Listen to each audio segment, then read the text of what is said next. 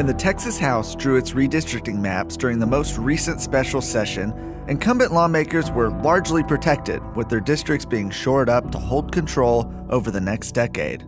Except for one. I'm Brandon Waltons, and on this episode of Texas Scorecard's Redistricting Podcast, we take a look at how Republican lawmakers passed a map to give a Tarrant County House seat to the Democrats.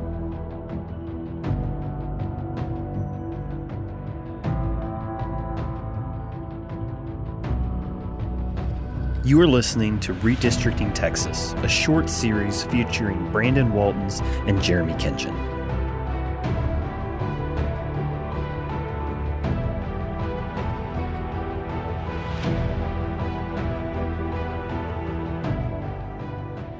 Texas House District 92, currently represented by Jeff Cason, was the topic of much discussion by conservative activists leading up to the new map's consideration by the House.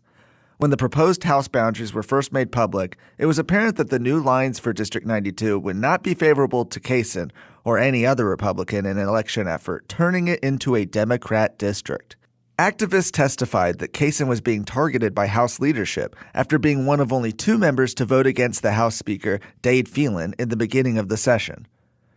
Cason himself said he was being targeted because, quote, "I am not a Republican who allows myself to be controlled by leadership," adding that House leadership, quote, "rewards members who give away their votes to leadership instead of independently representing their values of their voters." Is that true? Would House leadership really target a member like that? To find out more, I talked to somebody who knows District 92 very well and is intimately familiar with what happens behind closed doors in the Texas legislature. I'm Jonathan Stickland, former representative for House District 92. I served for 8 years in the Texas legislature, representing Hearst, Euless, Bedford, North Arlington, and Grand Prairie. When Jonathan first arrived in the Texas House, he got to see firsthand the effects of the previous redistricting process. So I came in 2013 to the legislature, and it had just finished the redistricting. It actually affected the elections quite a bit because the elections were originally set for March 1st. So we learned a lot about redistricting very quickly there because we had to. They changed the maps in the middle of the election process. They moved the date back to May 29th. And, so all of us, whether we liked it or not, learned quite a bit about the redistricting process. And then when I won going down into the legislature, it was very apparent there was a lot of bad blood that still existed, a lot of opinions of people who were in the legislature who had just gone through it.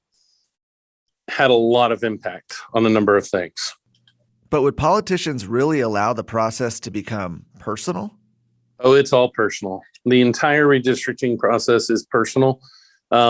Many folks were talking about it years before it actually happened. When I was in the legislature, I don't know that there was a session where it wasn't discussed.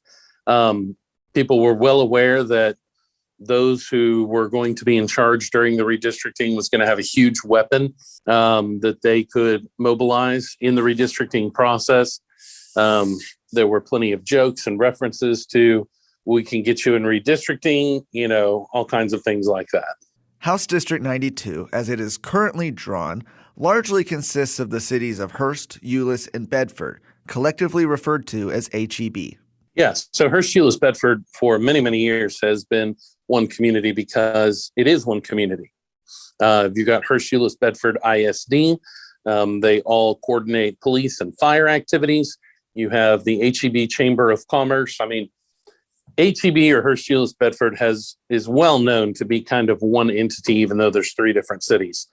And so the problem is, especially in Tarrant County, wedged right in between Dallas and Fort Worth, if you don't keep that community together, they risk being swallowed up and ignored by all the surrounding very large entities like Fort Worth ISD or Dallas ISD and the different chambers. The new map, however, divides these communities up, something Jonathan says could be detrimental to their representation in the Texas legislature. When I was in the legislature, there was no talks about ever ripping apart Hearst, Euless, Bedford because it just didn't make sense.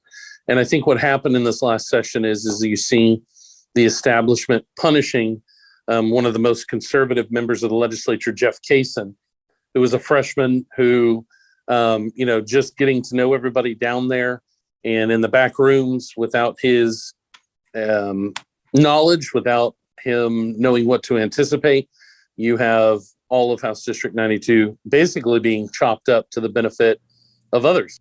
When the Texas House finally voted on consideration of the new map, Representative Kaysen even offered his own version that would maintain the current Republican representation of the county.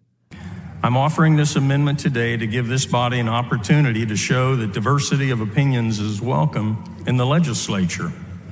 As I've had discussions with many of you, I'm hopeful that this message will be sent today. As these maps are currently, the message sent is that independent conservative voices will be silenced whenever possible. That effort, however, failed. When it comes to who is responsible, Jonathan didn't shy away from naming names. Citizens need to know that the redistricting process is a political process, and they need to know who the players are. In this case, in Tarrant County, when it came to House District 92, there were three main people who were involved. Number one, the person who was tasked with getting the Tarrant County map by Todd Hunter, the author of the bill, the chairman of redistricting, was Craig Goldman. Craig Goldman long ago sold out to the establishment down in Austin. He decided that he would rather be popular in the Capitol building than back at home with his grassroots. Having a guy like Jeff Kaysen in House District 92 drawing a contrast to what he was trying to do politically and the votes that he was taking caused him pain back at home. So he wanted to get rid of that conservative. You definitely have Giovanni Capriglione and Stephanie Click going along with it as well.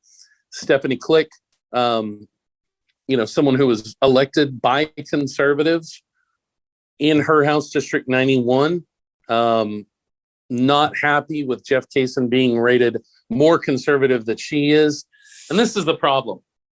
The establishment folks down in Austin do not like to have someone who comes in and draws a contrast, who shows the voters that there are more conservative options.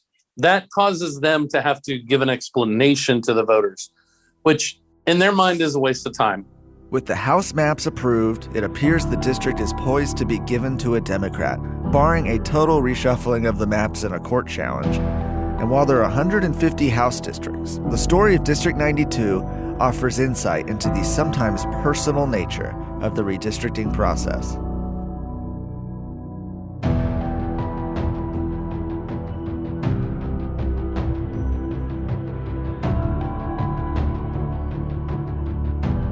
Redistricting Texas is a production of Texas Scorecard. You can find more stories and journalism at texasscorecard.com. If you like today's show, please consider subscribing and leaving a review on whatever podcast platform you listen on.